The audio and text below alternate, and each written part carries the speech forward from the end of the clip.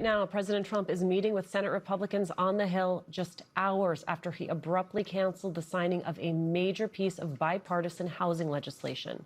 Trump warning he will not sign it unless Republicans pass his restrictive voting bill, the SAVE Act. Democratic Senator Jack Reed of Rhode Island joins me now. He sits on the Banking, Housing, and Urban Affairs committees and is the ranking member of the Senate Armed Services Committee. Senator, thank you so much for being with us. Your reaction to what the president did this morning? Astounding. The president was supporting this bill vigorously. That's one of the reasons it passed the House, and also it was such a bipartisan measure. It was obviously it should be signed.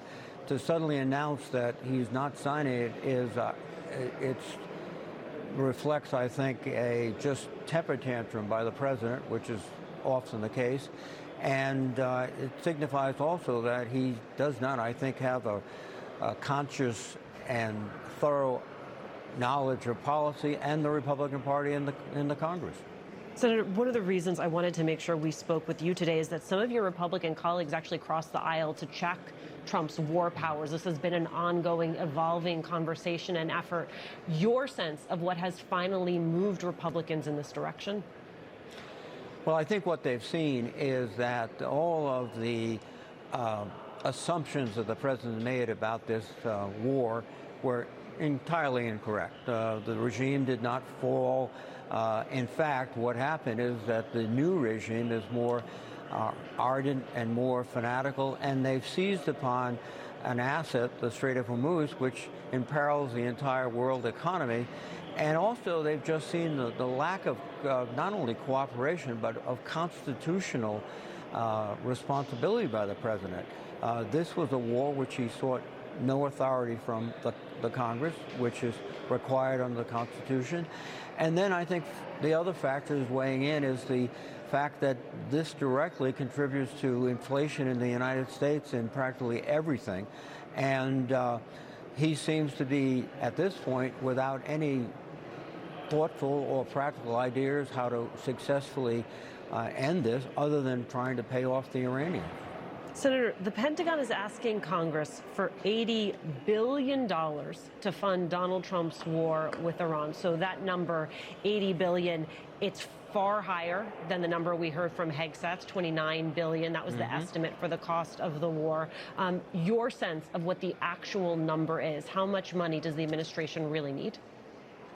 Well, $80 billion is a low estimate. In my view, it's anywhere from $100 to $150 billion. I don't think they're counting any of the destroyed infrastructure of our bases in the area.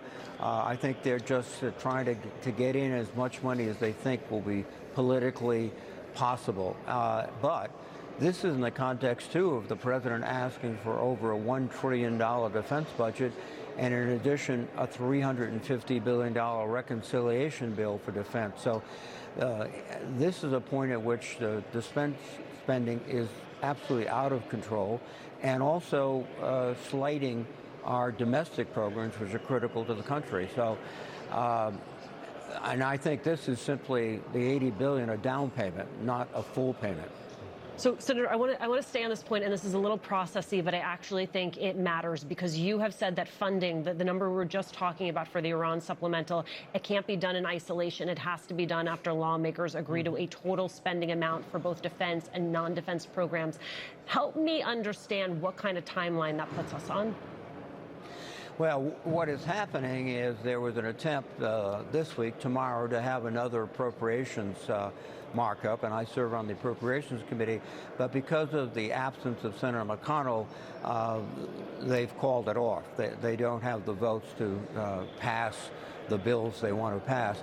But we're still in the situation, and you, Alicia, pointed it out, we need, as we've always had in the past, a top line, how much we're going to spend on defense, how much we're spending on domestic programs. And there we can go forth and create and categorize, prioritize defense spending and domestic spending. Until we get that top line, we're just sort of wandering around talking past each other. Senator, in the last hour, we talked about the latest senior military departure. Of course, four-star General Chris Donahue a decorated officer. He was the last soldier to leave Afghanistan. Can you just make it clear for folks who are watching what the cost, what the danger is to the homeland of someone like C.D. Donahue departing the Pentagon? Well, first, General Donahue is the exemplar of a military officer. He took his days at West Point, duty, honor, and country, and turned it into a career of sacrifice and courage and service. And anyone who served with him is very proud that he served with him. And I think what this sends as a signal is that merit, quality, courage, soldierly characteristics are not as important as political associations with the president. The danger we have right now is that the president and Hegseth are trying to politicize the military. And one of the great strengths of our military over centuries is that it was not a political institution. It was an institution dedicated to the Constitution. And that is concerning many, many people, particularly the men and women in uniform.